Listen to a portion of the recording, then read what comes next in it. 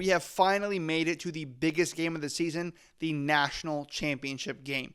A full season of chaos has landed us here, Miami versus Indiana in Hard Rock Stadium.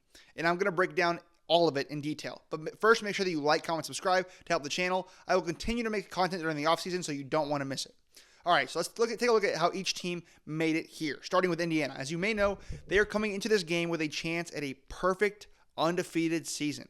Now, coming into the season, nobody really expected them to be in this position.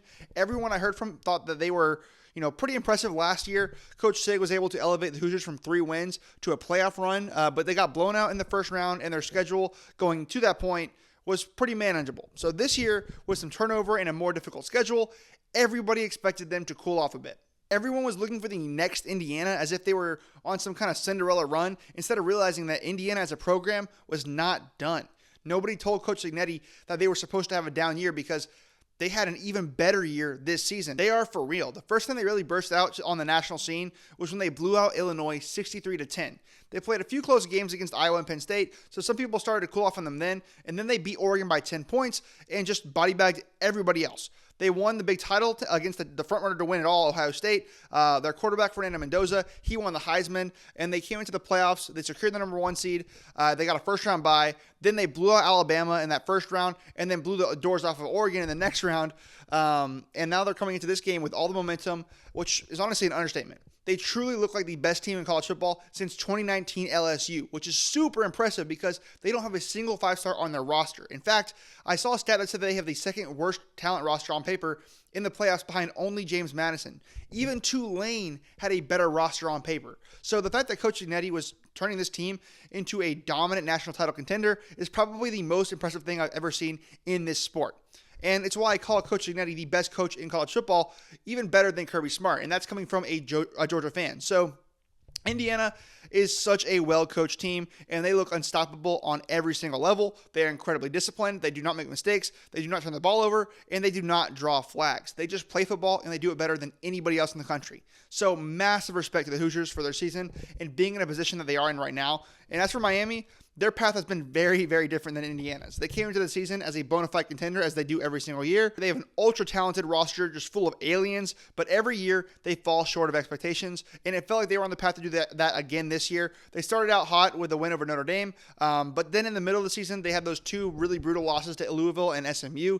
They seemingly looked like they were eliminated from playoff contention, especially after the first set of CFP rankings came out, with Notre Dame ranked so much higher than them. This was significant for Miami because they have the same roster as Notre Dame, but they also beat them in a head-to-head matchup. So it seemed like Miami was about to get screwed out of a playoff spot, but Miami did not lose another game. They blew out every opponent they played after that, and they slowly gained ground on Notre Dame in the rankings until Selection Sunday, when Miami finally jumped Notre Dame for a spot in the playoffs. And at the time, it seemed like Miami had the hardest path in the whole playoffs. I picked against them in every single game, and frustratingly, they just kept proving me wrong. I just didn't trust them after watching them lose those 2 games earlier in the season against mediocre at best opponents, but they seem to have gotten a lot better since those games. But still, I think they have some pretty obvious weaknesses.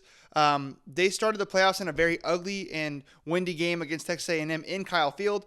A&M had a great start to the season, but they trailed off towards the end, so I probably should have seen that coming. Miami won the game 10-3.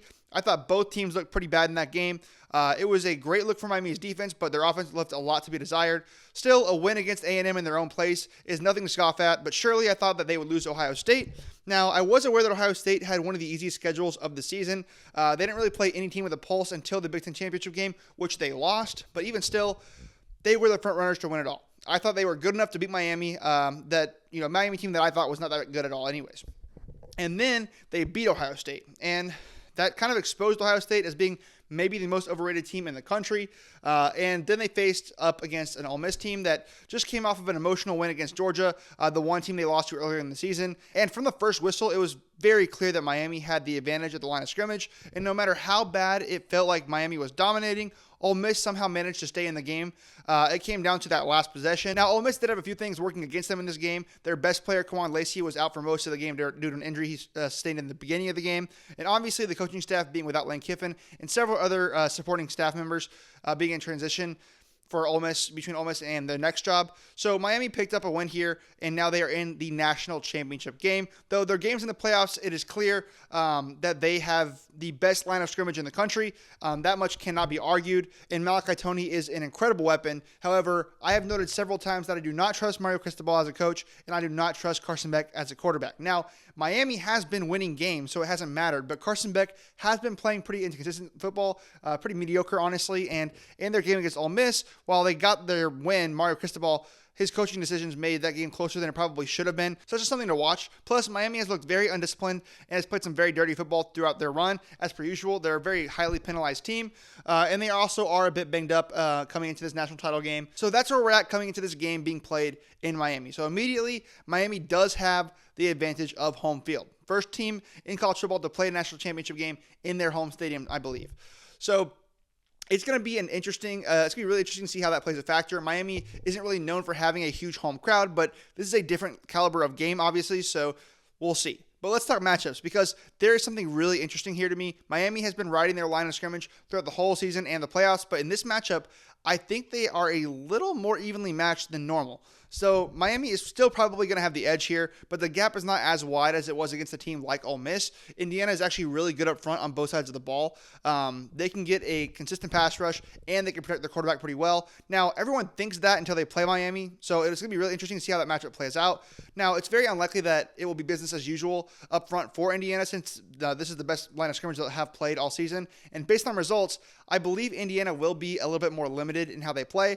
And I think that's going to be most obvious when we watch how Fernando Mendoza tries to run the ball. Miami is very good at preventing quarterbacks to scramble. Quarterbacks just do not run on them very well, and scrambling is one of the most underrated aspects of Mendoza's game, but I don't think it will be in this game because I think Miami will be able to stuff him pretty consistently. Luckily, Mendoza is going to be just fine in the pocket. He is very good at deciphering defenses and making the right play. He's accurate, he has great ball placement, and he definitely is deserving of the Heisman that he got.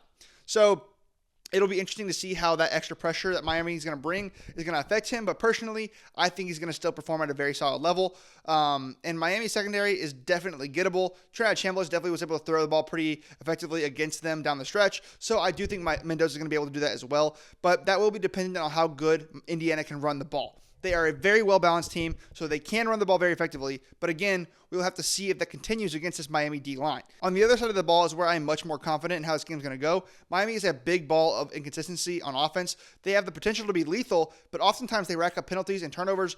They are one of the most penalized teams in the country, and I still think that they don't get penalized enough as they probably should. They play dirty. My point is they lack discipline. And their quarterback, Carson Beck, has the tendency to throw balls in very dangerous positions. And I just don't think an offense like that is going to have a ton of success against Indiana and their defense. They will put some pressure on Beck, and I do think that he will make some bad throws that will tilt the game in Indiana's favor if Indiana isn't already running away with it like they have in every other game. So Beck does not normally provide much of a threat with his legs or deep down the field. He's a bit of a check down and screen pass merchant, and I have just a hard time seeing that work here against one of the most disciplined and opportunistic defenses in the country. They will force mistakes in this game, and they will be able to capitalize on them as usual. So sure, Malachi Tony is incredible. He will get his, but if Indiana can limit him at least, I don't see where Miami's going to get points here. We saw A&M contain them to just 10 points, and I think Indiana has a much better defense than A&M does. And if it comes down to the wire, I much prefer Curt Cignetti on my sideline than Mario Cristobal. One is excellent at closing out games, and the other one is pretty terrible at it. Overall, I think Indiana is a much better team, and it's really hard to find a weakness. Miami has a high ceiling, but is also very inconsistent, undisciplined, and full of holes. So I, of course, am going to roll with the Hoosiers to save me from the depression that a Miami national title would bring me. And they're going to win the national title games themselves. And if Indiana is as good as I think they are, there's a real chance that this is a blowout like the Oregon game was. I am not necessarily going to predict that, but I would not be surprised. Like I said, Indiana is still the best football team I've seen since 2019 LSU. And depending on how this game goes, they may solidify that idea. All right, well, that's going to wrap up this video, guys. Stay tuned after the game for my national title recap. Peace.